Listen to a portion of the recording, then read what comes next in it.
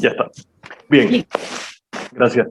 Bien, entonces les comentaba que vamos a conversar sobre el profesor en su dimensión de investigador en el aula de clase. Realmente, la idea es conversar sobre la experiencia personal, algunos aspectos teóricos desde el punto de vista de la investigación y algunos aspectos prácticos también. Porque el tema del curso está relacionado con lo que no nos dijeron que debíamos saber para ser profesores. Y en este caso yo quiero relacionarlo con lo que no nos dijeron para ser un profesor, pero además para ser un profesor investigador o para realizar determinadas investigaciones. ¿Por qué? Porque, como todos sabemos, la docencia, cuando estudiamos la carrera, cuando estudiamos un curso de posgrado, la teoría va por un lado y cuando nos enfrentamos a la práctica es un poquito más complejo.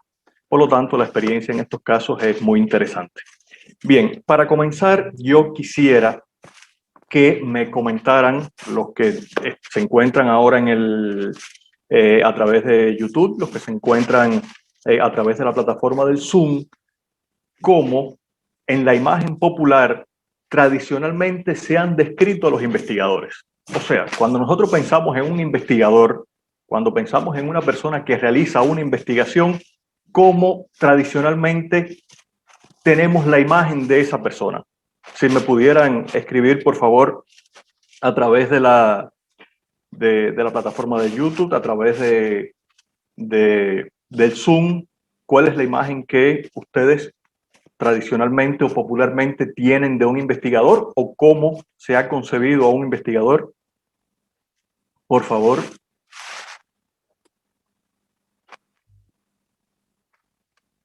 Si alguno quiere interactuar también y pasar al canal de YouTube y plantear lo que considera que es un investigador de forma tradicional, lo puede hacer.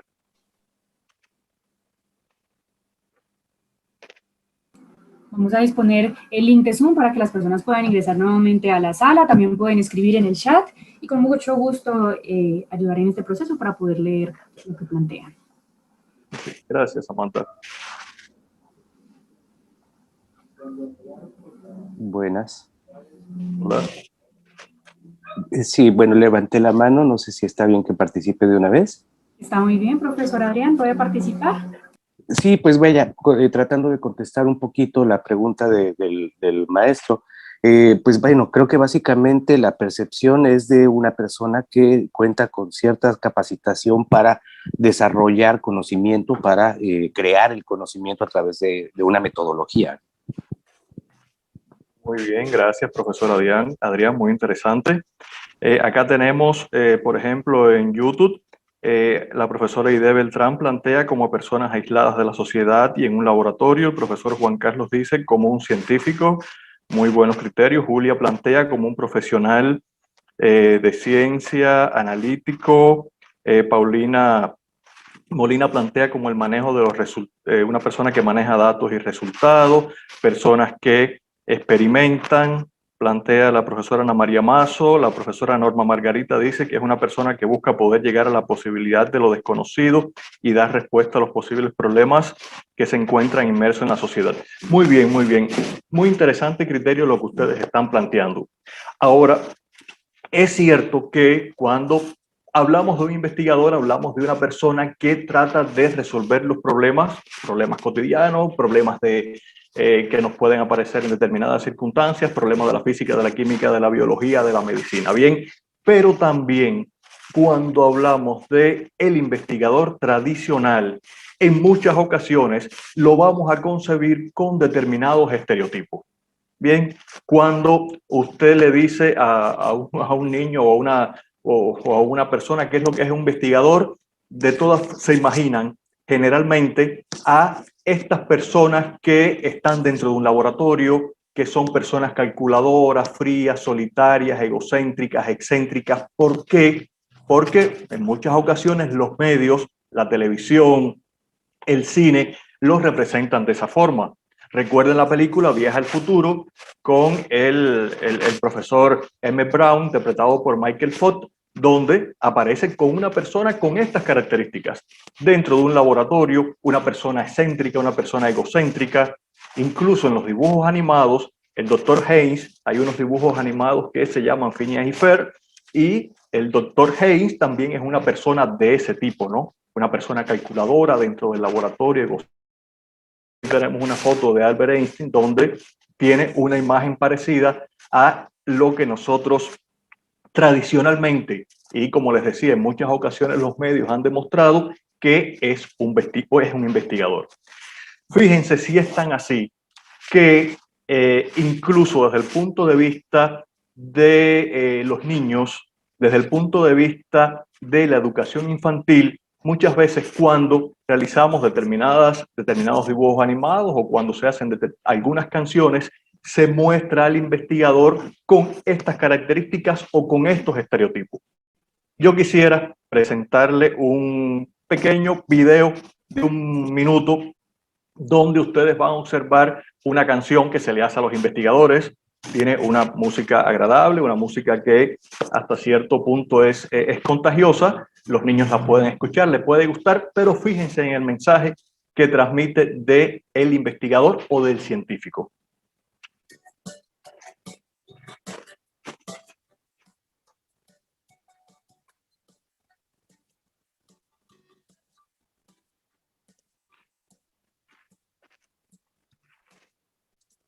Científico loco, se le escapa un ratón.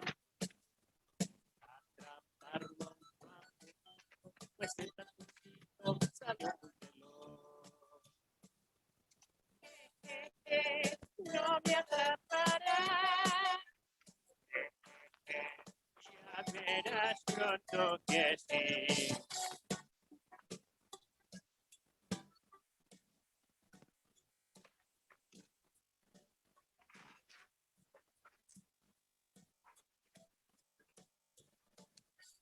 Científico loco, científico loco, científico loco, científico loco.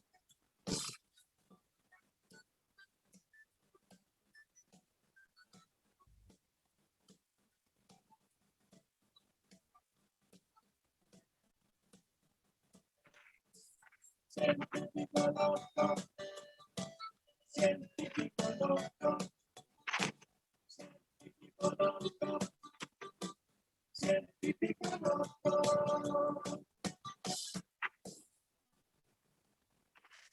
Bueno, realmente después de escuchar esta canción, me imagino que no sean muchos los niños que deseen ser científicos, ¿no? En primer lugar, el científico es loco, pero además está, no sé, experimentando con los ratoncitos, por eso es que el ratoncito se le escapó.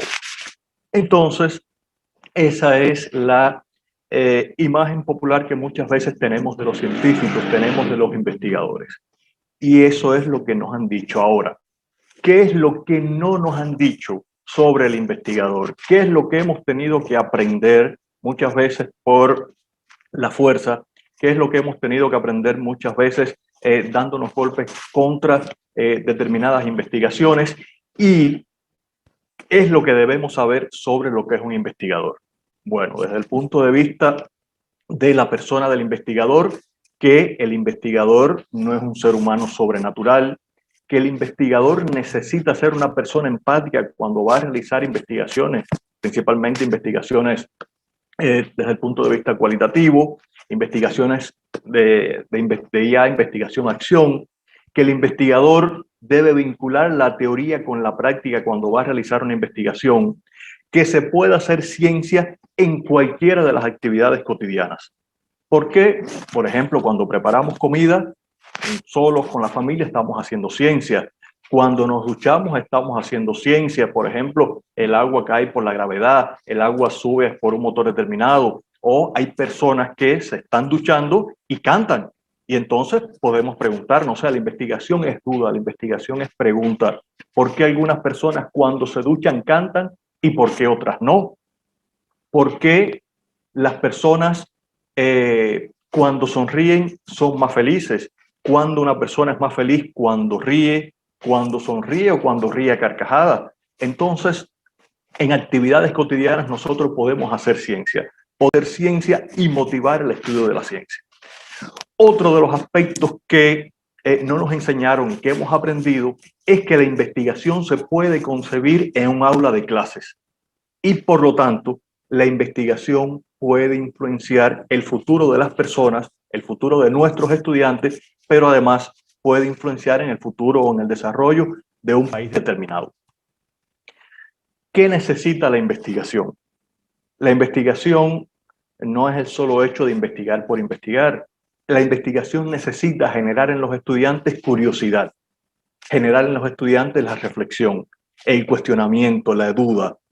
Y la investigación es participativa, o sea, la investigación es educativa cuando va a permitir que los estudiantes que se encuentran involucrados en ella desarrollen nuevas formas de comprensión, cuando puedan emprender caminos propios, caminos de reflexión autónoma, conozcan las posibilidades de mejorar determinadas prácticas, determinadas acciones. Miren, yo les quiero hablar sobre una experiencia personal porque, bueno, uno de los propósitos, me imagino, de este curso también es compartir determinadas experiencias. En el aula de clases, una tarde me encuentro en el aula de clases y le estoy presentando, hago una presentación en PowerPoint a los chicos, le coloco de forma general algunos conceptos y los voy desarrollando, algunas imágenes, en ocasiones, como hice ahora, pongo algunos videos para que ellos lo observen y después hacer una especie de debate. Y me pregunta un estudiante, profe, ¿por qué en ocasiones el profesor coloca la presentación en PowerPoint con todo desarrollado, comienza a hacer una lectura de todo lo que de todo lo que nos trae condensado, y eso significa que se empleen o se utilicen las técnicas de la informática y las comunicaciones en la clase? Y realmente me quedé un poco sorprendido, ¿no? Porque está utilizando una técnica de la informática y las comunicaciones, está utilizando una presentación en PowerPoint, está utilizando una computadora, está utilizando un retroproyector, está utilizando a lo mejor parlantes, pero realmente esto significa que esté utilizando las técnicas de la informática y las comunicaciones. A partir de ahí iniciamos una conversación sobre las técnicas de la informática y las comunicaciones, lo que ellos pensaban que debía hacer el profesor y lo que pensaban también que debían hacer los estudiantes desde este punto de vista. Entonces yo les propuse, miren, vamos a investigar, porque realmente es un tema novedoso. Esto fue antes de la pandemia, porque recuerden que ahora con la pandemia todo se ha digitalizado con la virtualidad para tratar de seguir el proceso de enseñanza-aprendizaje, y vamos a hacer una investigación para ver hasta dónde esto es el uso de las técnicas o el empleo de las técnicas de la informática y las comunicaciones, o hasta dónde no.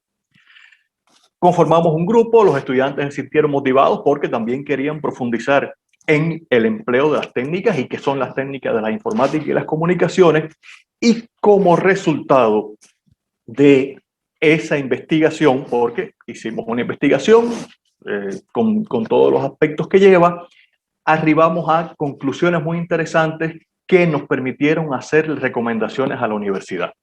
Por ejemplo, dentro de la investigación revisamos los programas de estudio. Cuando revisamos los programas de estudio, vimos o se vio que las metodologías que estaban en estos programas no tenían nada que ver con las técnicas de la informática y las comunicaciones. Por supuesto, no tienen nada que ver, entonces aparentemente el profesor no debe de vincularla. También vimos que los profesores no tenían una capacitación para aplicar estas técnicas de la informática y las comunicaciones, pero tampoco los estudiantes.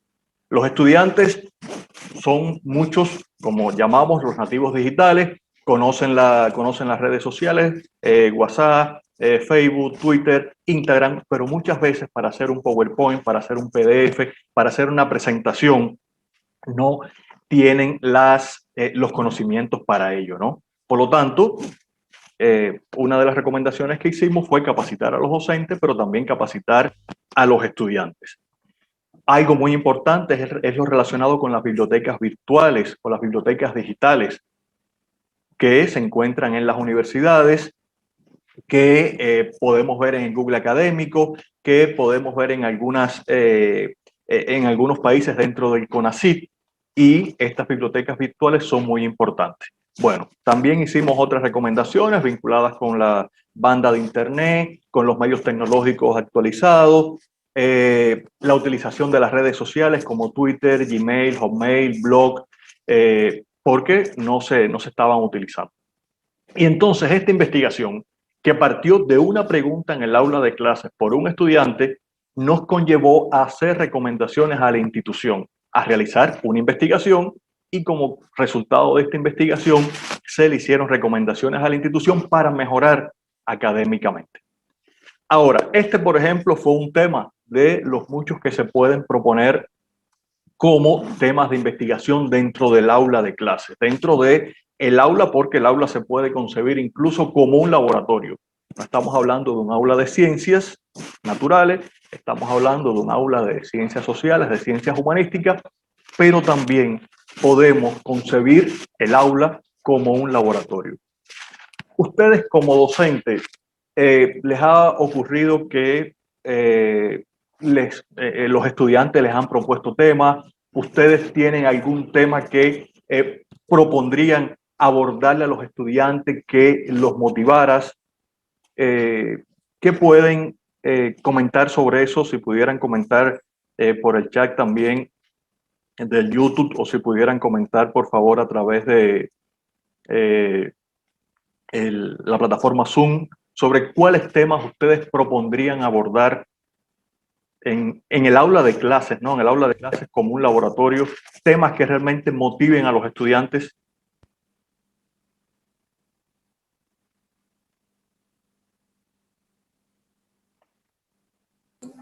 Están participando desde ya nuestro chat de Zoom. Menciona la profesora Vilma Aurora, clima emocional del aula. Muy bien, gracias doctora Vilma. Profesora.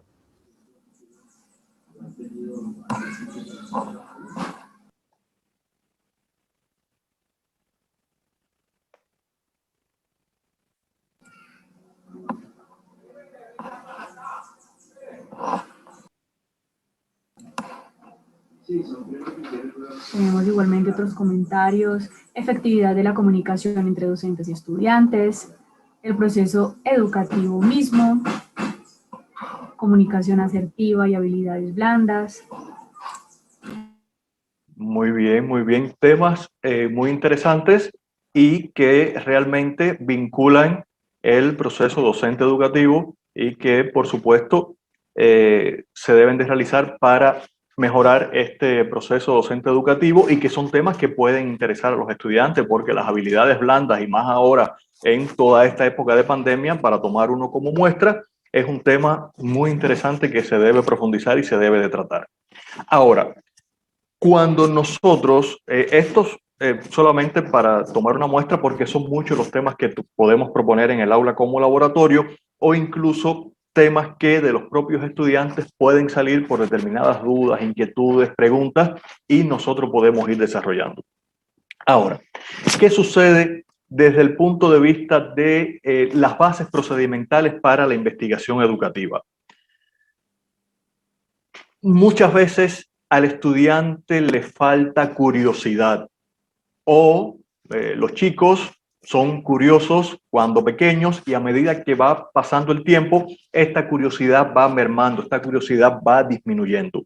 Por lo tanto, se necesita estimular esta curiosidad, la curiosidad del estudiante de saber, de explorar, de preguntar, de experimentar, de perfeccionar y de aprender. Pero este deseo de aprender no es porque esté obligado, tengo que aprender porque tengo que hacer, porque el profesor me dijo que tenía que investigar. No, tengo que motivar al estudiante para que haga la investigación. Motivar, por ejemplo, un tema que ellos, con lo que ellos se sientan cómodos, con los que tengan cierta compatibilidad, y que al final se pueda perfeccionar y que dé resultados positivos.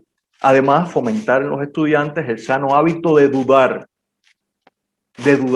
Tener dudas, tener preguntas, tener interrogantes no significa que la persona no sepa, al contrario, la duda lo va a ayudar a moverse, a caminar. O algo que yo le digo a los estudiantes cada vez que tengo un nuevo grupo, e incluso cada vez que con un grupo anterior inicio un módulo diferente o una materia diferente. Les digo, cualquier pregunta que ustedes quieran hacer, la pueden hacer. No tengan miedo. Miedo es quedarse con duda. El problema es quedarse con duda. Si por casualidad ustedes me hacen alguna pregunta y yo no me sé la respuesta porque el profesor no se sabe todas las respuestas, en la próxima clase los dos investigamos. Usted trae su criterio y yo les voy a dar el mío sobre el planteamiento que usted realizó. Y entonces, de esa forma, se crea un rapport, se crea una confianza entre el estudiante y el docente, por lo menos a mí me ha resultado, y los chicos en el aula preguntan y damos la respuesta, buscamos. ¿Qué estamos haciendo? Enseñarlos a construir, enseñarlos a expresarse con libertad en sus preguntas, ayudarlos a razonar, le ayudamos a comprender, a argumentar, porque no es lo mismo que el estudiante pregunte y bueno, le damos una respuesta frívola a que, por supuesto, somos docentes, se supone que ese es nuestro trabajo, pero también es importante que el estudiante pregunte y que el estudiante también busque para que pueda argumentar, defender su punto de vista. Y muy importante, aceptar las posturas diferentes, ver los criterios, ver lo que la cosa, como entre comillas se coloca por Bunge, desde diversos ángulos. Y también combatir la memorización mecánica. La investigación ayuda a que exista comprensión, a que exista razonamiento, a que se expliquen y se describen los hechos. Por eso es tan importante motivar la investigación educativa. Bunge también plantea que el docente debe de motivar en el estudiante el preguntar, el explorar, el comprobar, el aprender, bien, ayudarles a razonar, defender su punto de vista. O sea, todos estos aspectos son interesantes para que se pueda llevar a cabo la investigación educativa.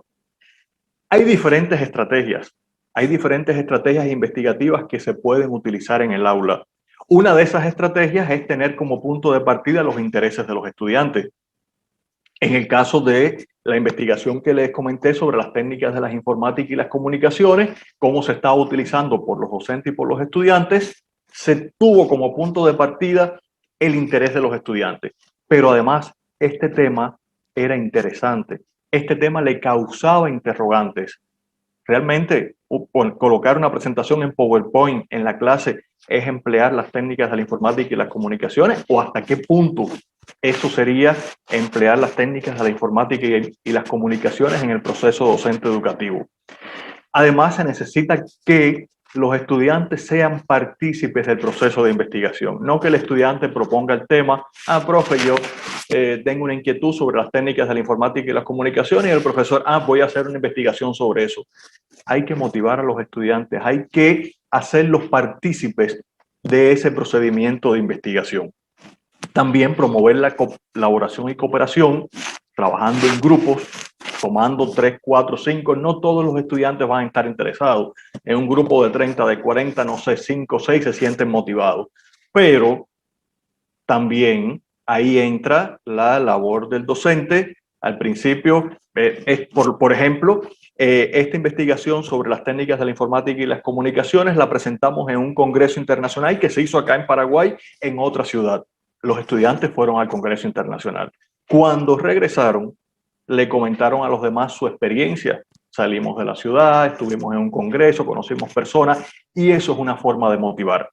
También hay otras motivaciones de las universidades, por ejemplo, universidades de acá de Paraguay, investigaciones que realicen los docentes con los estudiantes o estudiantes con los docentes tienen una remuneración. Y entonces el estudiante se va motivando, se va incentivando y después ya puede hacer investigaciones porque ha creado su hábito, ¿no? Ha creado ve los resultados de la investigación y ve que con la investigación puede desarrollarse y puede tener un sentido crítico de la realidad circundante. Bien, la ciencia aparece, como les decía, podemos hacer ciencia cotidianamente, pero la ciencia aparece de forma general cuando nos debemos hacernos preguntas. Y como les decía hace un rato, el aula de clases es un laboratorio. Y no estamos hablando de un laboratorio de ciencias puras, sino que estamos hablando, como les decía también, un laboratorio de ciencias sociales, de ciencias humanas. Miren, otra experiencia que quiero compartir con ustedes y también ocurrió en una clase. No sé si ustedes conocen, acá en Paraguay hay, bueno, principalmente en verano, primavera, verano, son tiempos de lluvia al inicio del otoño y estas lluvias traen como consecuencia tormentas y estas tormentas producen raudales. ¿A qué se le llama raudales? Bueno, las raudales es cuando el agua corre por las calles y esta agua que corre por las calles, donde se llenan las calles, entonces impide que las personas transiten, que los vehículos transiten y se crea un caos en determinadas zonas de la ciudad. Se crea un caos desde el punto de vista del tránsito, no solamente vehicular, sino también de las personas. Ahora, una tarde-noche me encuentro yo en el aula, se estaba formando una tormenta, comenzaba a las 6 de la tarde la clase y yo siempre llego un poco antes y cuando vamos a dar la clase ya se había desatado la tormenta, empezamos a las 6 de la tarde la clase, se desató la tormenta y no estaban todos los chicos en el aula. Empezaron a pasarle mensajes por WhatsApp, entre ellos, profe, fulano no va a venir porque lo agarró la tormenta y le va a ser imposible llegar hasta acá, no puede trasladarse en el vehículo o no puede trasladarse en el colectivo, en el bus, y comenzaron a justificarse. Y también de los estudiantes salió la pregunta, ¿y por qué hay tantos raudales? ¿Por qué se llenan las calles de agua? Y también les comenté una pregunta muy interesante. ¿Por qué ustedes piensan que se llenen las calles de agua? Ah, profe, no, porque el sistema de desagüe es muy deficiente o porque las calles están en una posición que no tienen determinada inclinación en algunos lugares, el agua no puede correr, se estanca. Bueno, comenzamos también a hacer una tormenta de ideas, pero una chica dijo, profe, pero también algo que ocurre es con relación a los desechos sólidos, o sea, la basura. Las personas tiran basura en la calle, tiran basura en la ruta, van en los colectivos, van en los buses y tiran basura, van en los vehículos y tiran basura. Y esto puede interrumpir toda la línea de desagüe y se pueden producir los raudales. Y ahí vi un tema muy interesante también para hacer una investigación. Una investigación que tiene que ver con la conciencia ambiental. Entonces les propuse, chicos, vamos a investigar porque realmente es un tema interesante, pero no vamos a dejarlo solamente en la situación de los desechos sólidos, vamos a ir un poquito más allá, vamos a investigar cuál es la conciencia ambiental y vamos a comenzar por los estudiantes. Hicimos una investigación donde la idea era determinar cuál es la conciencia ambiental de los estudiantes de la facultad. Bueno, hicimos todo el procedimiento. Y como con una de las conclusiones fundamentales de esta investigación, involucramos a los estudiantes aplicaron los instrumentos, los estudiantes participaron en el proceso de redacción del protocolo, por supuesto, del informe final, y una de las conclusiones fundamentales a las que arribamos es que los estudiantes de la universidad tienen conciencia ambiental. O sea, conocen todo el problema que se causa al medio ambiente, conocen que no deben de tirar desechos sólidos a la calle, conocen que deben de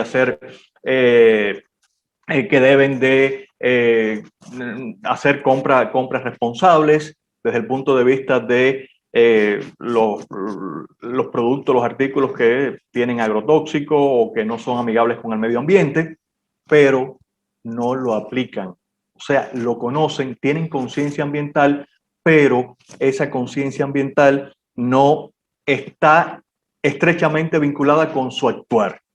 Hicimos en esta investigación algunas recomendaciones que se necesita promover en los estudiantes: reciclaje, reutilización, compras responsables de determinados productos.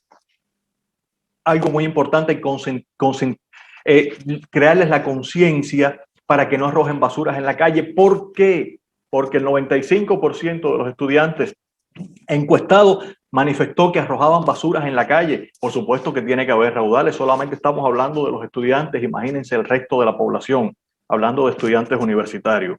Bien, identificamos estudiantes que tenían una conducta ambiental habitual, otras que tienen una conducta ambiental en procesos de formación y otras que no tienen conducta ambiental, y la idea es que estos estudiantes que tienen la conducta ambiental puedan incidir en los demás estudiantes. Y bueno, también analizar la política de protección al medio ambiente de la institución para delinear y ejecutar determinados planes. O sea, es un ejemplo también basado en la experiencia personal, como de una intervención por un acontecimiento natural se realizó una investigación. Los estudiantes se sintieron muy satisfechos. Los estudiantes, además, después que terminó la investigación, comenzaron a identificarse, comenzaron a hacer charlas para la protección ambiental, principalmente relacionado con los desechos sólidos, también con el reciclaje y la reutilización. Las pajitas que se utilizan, llamados absorbentes también, los vasos plásticos, y fue todo, las tapitas de las botellas. O sea, fue todo un movimiento con relación a la conciencia ambiental. Bien, cuando hablamos de investigación en el campo de la educación, se utiliza de forma general como un medio para lograr la mayor comprensión de los individuos en el proceso de enseñanza y aprendizaje. También la educación, desde el punto de vista de la investigación, se recomienda que sea interdisciplinar. Interdisciplinar, ¿por qué? Porque yo estoy dando una asignatura, no sé, estoy impartiendo derecho penal, pero esta materia, derecho ambiental, o los problemas ambientales están relacionados con otra materia, derecho ambiental, y entonces nos podemos vincular, nos podemos fusionar para hacer una investigación, y esto enriquece más el proyecto y también enriquece más el producto que se está realizando. ¿Existe investigación educativa cuando incorporamos a los estudiantes o cuando los estudiantes nos incorporan a nosotros como docentes en la investigación? Porque, como les decía, hay veces que la propuesta sale de los propios estudiantes.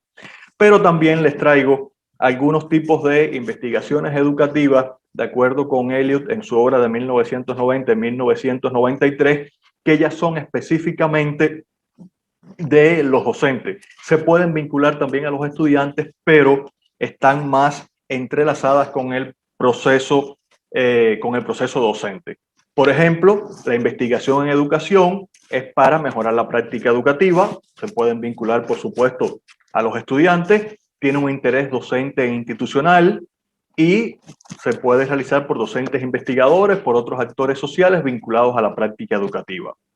También está la investigación sobre educación. En la investigación sobre educación se conoce para colaborar en la toma de decisiones vinculadas a las políticas educativas. La política educativa que va a seguir la institución, por lo tanto su interés es más bien técnico-académico, y también se hace referencia a la investigación evaluativa, donde se va a ocupar de una práctica concreta en determinadas situaciones. La práctica puede ser de un programa que se esté realizando, de un producto, de un proceso, y esta investigación evaluativa va a juzgar el mérito, va a juzgar el coste de la práctica concreta en función de los valores que priman en esa situación. O sea, estos son tres tipos de investigaciones que se pueden realizar, además de las que podemos realizar en el aula de clases, pero ya un poco más vinculada a la actividad docencia, a la actividad de la administración o a la actividad de la institución. Miren, estrechamente vinculado con la investigación se encuentra la innovación.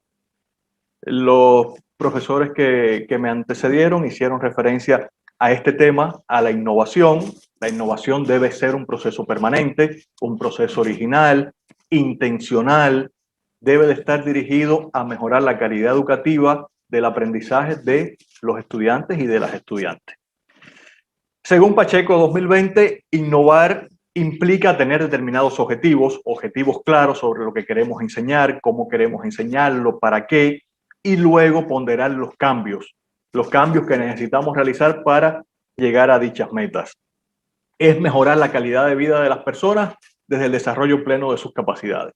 Cuando estamos hablando de investigación, estamos hablando de innovación, porque estamos tratando de mejorar la calidad de vida de las personas, desarrollando plenamente sus capacidades. Hay 7 claves sobre la investigación, también expuestas por Pacheco 2020. Por ejemplo, un docente con compromiso, con sensibilidad, empatía, flexibilidad para reinventarse, liderazgo pedagógico y entorno colaborativo, porque no solamente es que el docente tenga el compromiso, tiene que existir desde el punto de vista de la institución, desde el punto de vista de los administrativos de la institución, un liderazgo pedagógico y un entorno colaborativo, porque el docente puede hacer mucho, pero lo hará mejor si tiene esa colaboración. También otra de las claves es la motivación al diálogo, la búsqueda inquieta, como orienta Pablo Freire, la atención a la comprensión y a la diversidad, respetar y profundizar en los diferentes ritmos de aprendizaje, dirigida a formar ciudadanos empáticos, respetuosos a los derechos de los demás y, por supuesto, motivar la investigación. Motivar la investigación que nos va a coadyuvar a desarrollar estos ciudadanos empáticos, respetuosos del derecho de los demás y con la idea de cambiar, con la idea de pensar racional y críticamente. Ahora, cuando estamos hablando de innovación educativa, hay determinadas tendencias que se pueden aplicar en el aula. Estoy hablándole acá una especie de aparte de la innovación que se relaciona estrechamente con la investigación, y podemos utilizar determinadas tendencias o determinadas técnicas que son muy importantes. Por ejemplo, la gamificación educativa. La gamificación educativa, la profe también hizo referencia a esta gamificación educativa, impartir la materia como un juego, utilizar elementos de juego para mejorar el compromiso y la motivación de los participantes. Aquí yo les compartí con ustedes ahora a través de YouTube y ustedes lo pueden observar acá, un enlace. Ustedes pueden acceder a ese enlace y los va a llevar a una gamificación educativa, o sea, a un juego. Lo pueden ir respondiendo los que deseen, pueden observarlo ahora, pueden ir hasta el enlace y van a observar cómo es una forma dinámica, es una forma divertida de que los estudiantes vayan aprendiendo y conociendo sobre la investigación o sobre otros aspectos que nosotros queremos motivar en la clase. Ahí en este Geniali pueden ya incluso responderlo, porque es sobre el tema que estamos tratando en el día de hoy. Por lo tanto, si acceden, pueden responder la pregunta y ustedes verán cómo tiene las opciones de pregunta, cómo después tiene la respuesta y les da la posibilidad de seleccionar e interactivamente pueden actuar. Bien, ¿Puedes, por también favor, poner el link, profesor Roberto, aquí en el chat de Zoom para poderlo compartir nosotros también en la plataforma de YouTube? Ah, sí, perfecto. Adelante. ¿Lo puede, por favor, escribir en el chat? Ah, ya. Voy a salir de acá un Ok. segundito y lo voy a escribir en el chat.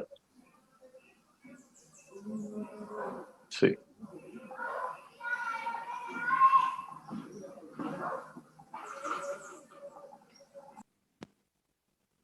Acá.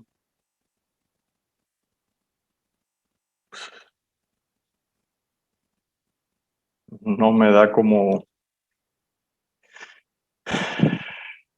Es que...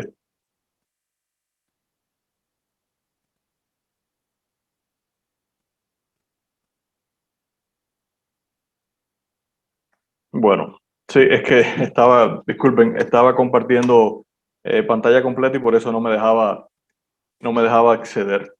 Ya acá voy a... Compartir pantalla nuevamente y continuamos con nuestra presentación. Listo, ya lo vamos a compartir en YouTube. Recuerde, profesor, que tenemos más o menos unos 40 segundos de...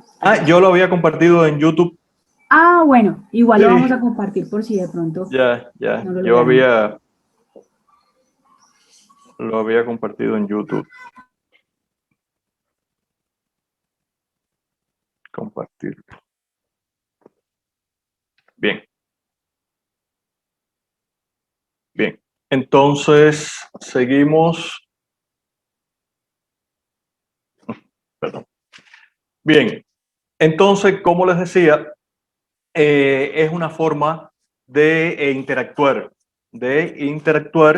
y es una forma en que los chicos pueden aprender, ¿no? Sobre los temas que estamos trabajando. ¿Pueden observar la presentación, Samantha, por favor?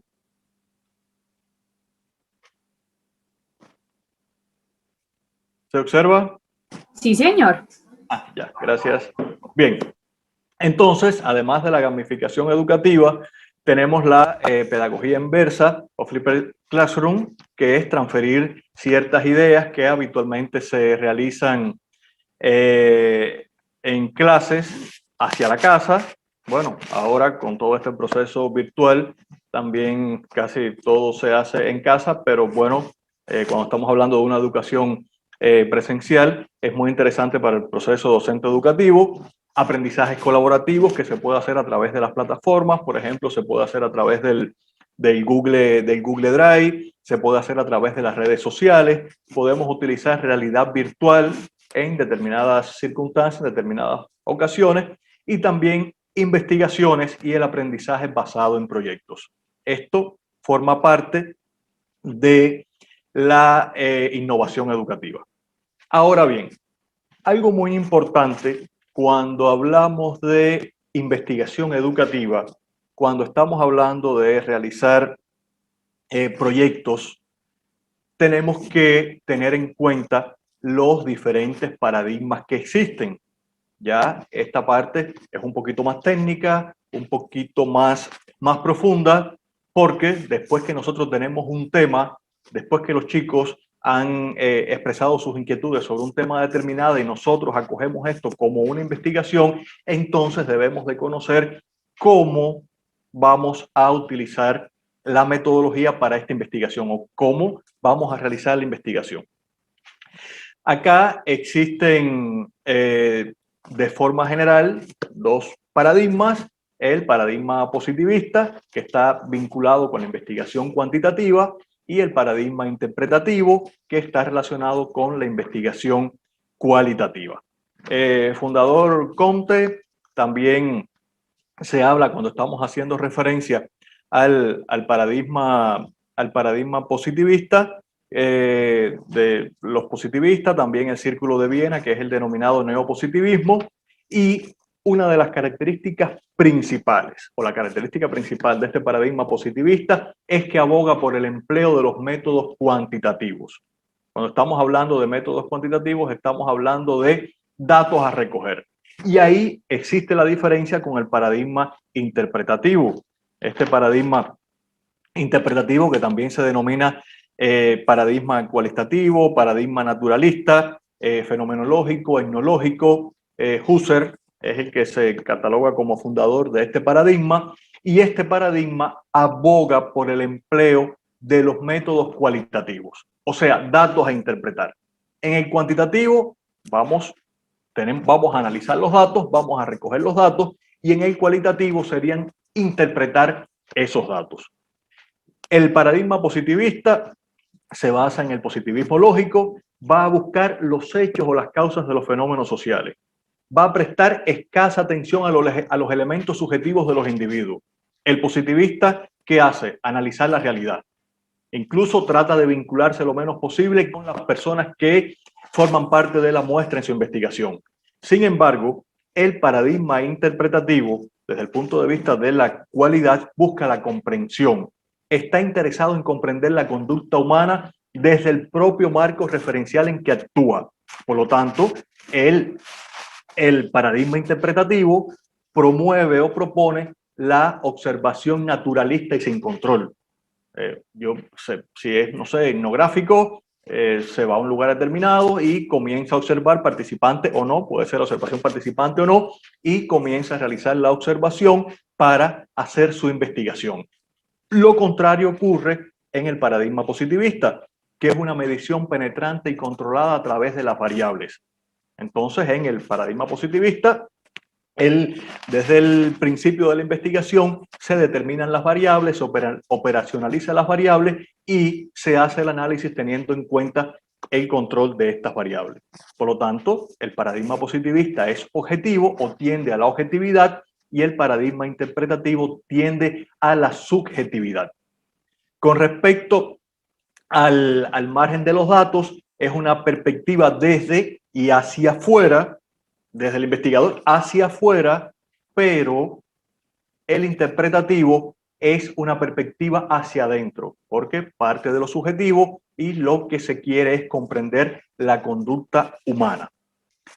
El paradigma positivista está orientado a la comprensión, es confirmatorio, reduccionista, interferencial, hipotético y deductivo. Yo trazo una hipótesis determinada, teniendo en cuenta, por supuesto, mi pregunta de investigación, trazo mi hipótesis y es un método deductivo, voy de lo general a lo particular. Lo que no sucede en el interpretativo, que se va de lo particular a lo que se queda en lo particular, no es un método inductivo, se fundamenta en la realidad, está orientado a los descubrimientos, es exploratorio, expansionista, descriptivo, interpretativo e inductivo.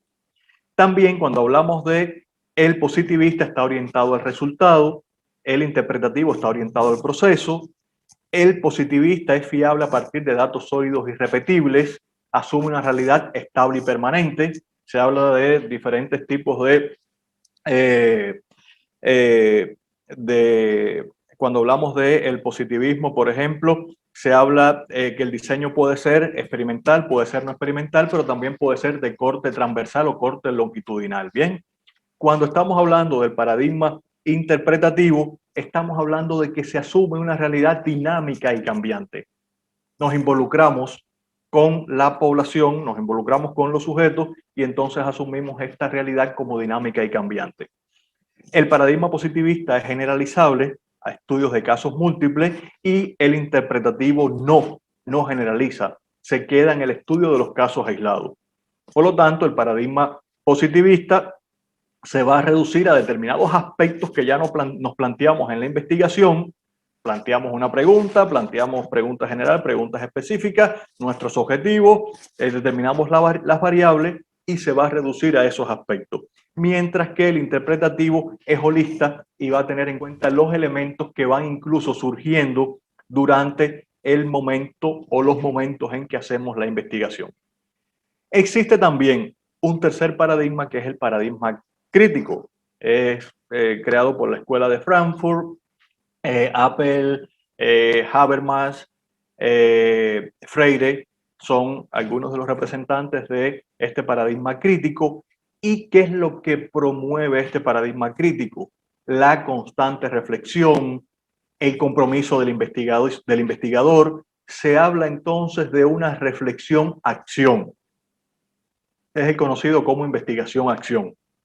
En este paradigma se asume una visión democrática del conocimiento. Todos los sujetos participantes en la investigación son participantes o partícipes activos, comprometidos y comparten responsabilidades y decisiones. ¿Y qué es lo que trata de plantearse esta investigación? Trata de generarse en la práctica y desde ella, partiendo de la contextualización de esta y contando con los problemas, las necesidades e intereses de los participantes con el propósito de resolver, con el propósito de accionar sobre estos problemas de los participantes. Podemos resumir, por ejemplo, la selección de los paradigmas.